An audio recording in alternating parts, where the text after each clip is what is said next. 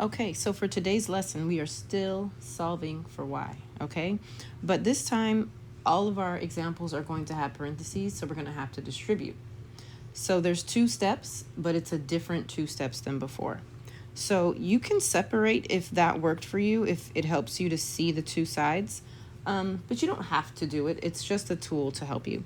So step 1 is to distribute. That means you're going to multiply both of these terms inside the parentheses by the term on the outside.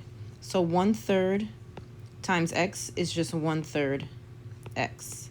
And I have a minus sign, and 1/3 times 3 is 1. If you don't know how I got that, I multiplied. I wrote 3 as a fraction, so 3 over 1.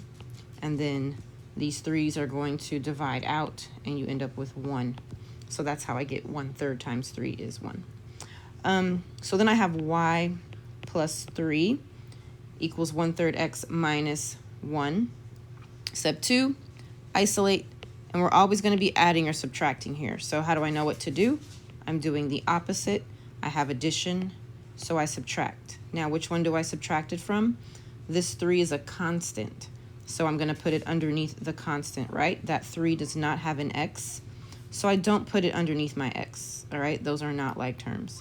So these cancel each other out, and I end up with y equals 1/3 x.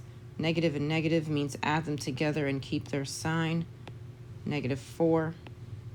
Final answer. So all of these examples today are going to have parentheses, so we'll distribute, and then we will add or subtract to get rid of the term on the same side as the y.